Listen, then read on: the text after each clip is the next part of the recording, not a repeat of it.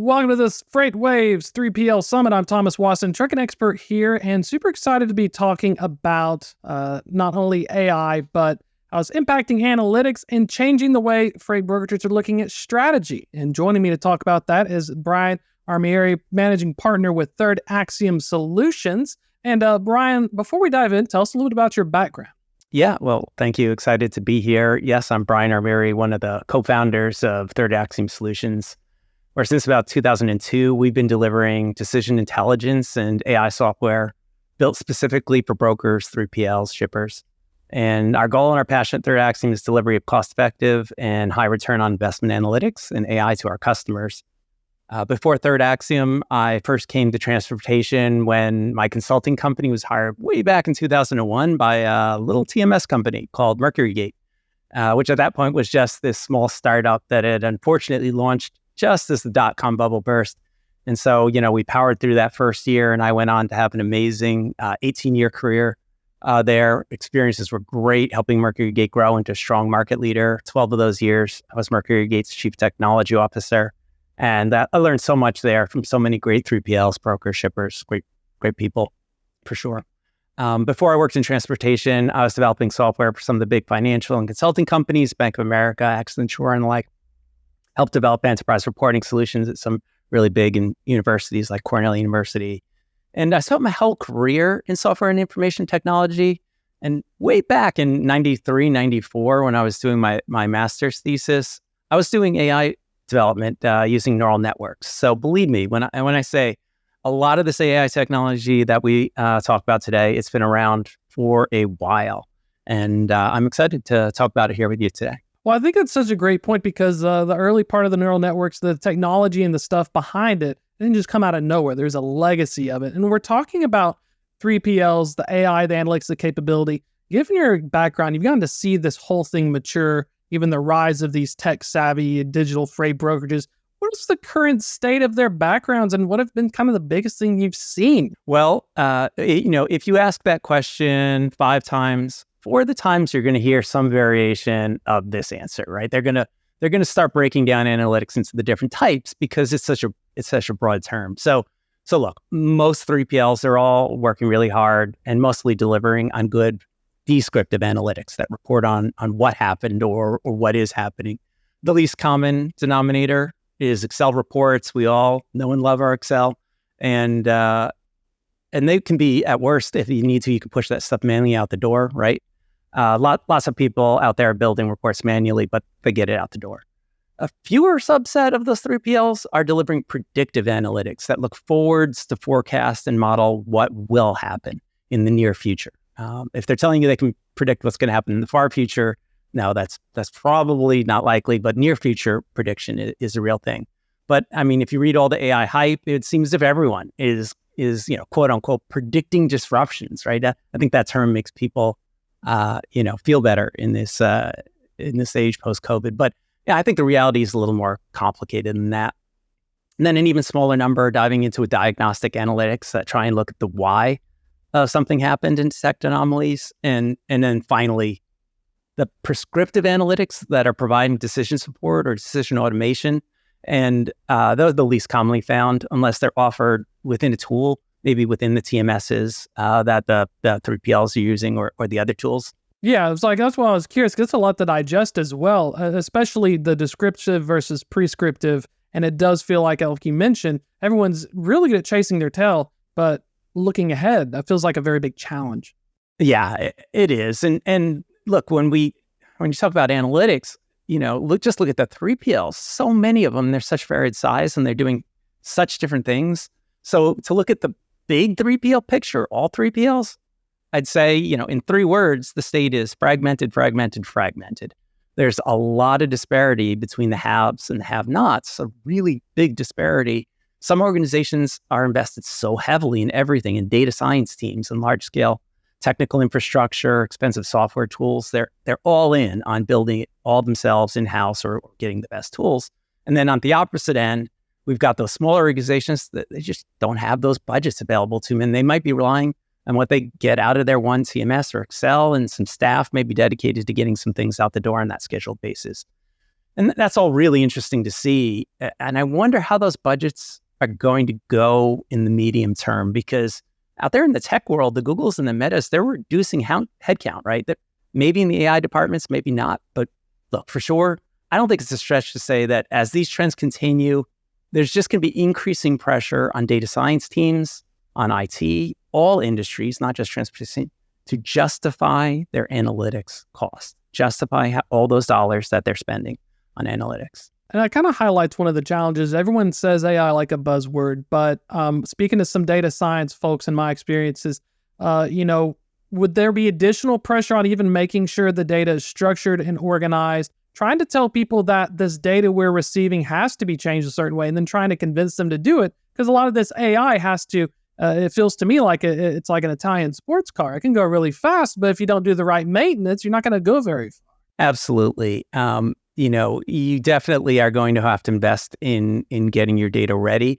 I think that the interesting thing to note about the market is that you can find a vendor. It's one of the things that we do for our customers, who at a very hopefully reasonable price point can help you. If you don't have those skills, you don't have all the IT people, and maybe even have the skills, but they're just already involved in current projects, go find a reasonably priced partner who can go help you do that.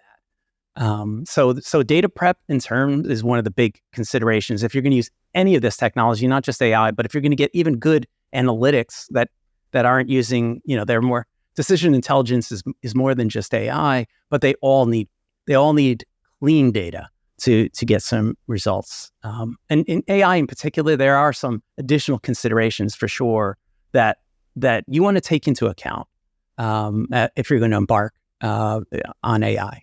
And talking about these big questions and considerations and answers, I liked your comments earlier about the haves and the have-nots, because I do feel like that's really going to determine, one, are you a have or a have-not? And two, what can I do with that? Back in my days, I always felt like pricing in relation to specific lane information would be good. But do you feel there's a unified approach towards asking these big questions? Are these big questions common amongst all types of 3PLs, or do you really have to look at certain things based on your size and capabilities? Yeah, well, I mean, there are some use cases that are classic, and everyone is probably trying to do them, and so that's always a great place to start when you want to get into the mindset of how to use things. If we focus in specifically on AI, because I know that's a good buzzword, so this is a subset of analytics now is these AI capabilities. There's three things that they're known for, right? And it's classification, prediction, and anomaly detection, right? So ask yourself the question. It's important to have someone helping you answer the question, what's important for our business to classify or predict, and what kinds of anomalies are important to the business? So, I talked a little bit before, starting to talk about how you can really leverage your own data. If you want to, use a technology like AI, I think of things in terms of table stakes and competitive advantage. Table stakes are less interesting, right? Your customers are going to tell you if there's something you need to do that AI is offering that they absolutely expect you to do and that they want right now and they value it, right? So the market's going to tell you if you should go do that thing right now, and even if you wait and let that technology mature, then you're going to be in a great position, because that's the kind of stuff you probably can adopt a little faster and maybe a lot cheaper if you just wait. So the table stakes takes care of itself. But the competitive advantage, that's where it's a lot more interesting, but also a lot harder, because you have to do something unique, right? If you're going to use market data, absolutely, you need market data. It's going to help your business. Like maybe it can help you reduce costs or something. But it's not necessarily unique and going to offer you a competitive advantage unless you're using it in some special way, or you can do something else. So competitive advantage, good news, bad news. Bad news, you have to do something unique. Good news, you can use your own data to find competitive advantage. So go ahead and start combining your data that's maybe telling you something that you can't get from a market rate, right? If you have a customer moving from A to B, maybe for you that customer is going to have something special, some sort of accessorial, some sort of cost there that only applies to you, and a market rate's never going to tell you that. So if you're looking to predict something, your data may give you insights. And if you blend it together with the market data, you're going to get the best answer possible. But Thomas, you made that great point, right? I have to be careful and have the clean data when I do that, right? Because what if it's an anomaly? What if I have some data out there and it looks like my average is a lot higher for this one customer? And you say, yeah, let me blend that with the current market rate and then I'm going to get a better rate. No, you had an anomaly in your data. You should have thrown out some data points. And so you need someone who can sort of take that knowledge and has a little bit of that expertise. And that's why people do invest in people who are qualified to do that, data scientists. But there are other alternatives to do that too. Tools can help you with that. Someone like a Third Axiom can help you with that as well.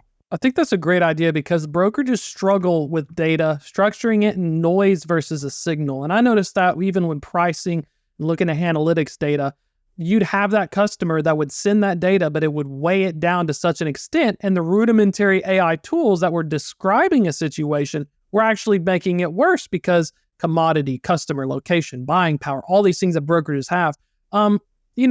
When we're looking at these changes and we want to say that if I'm a large broker, I'm one of the haves, I want to come up with that advantage.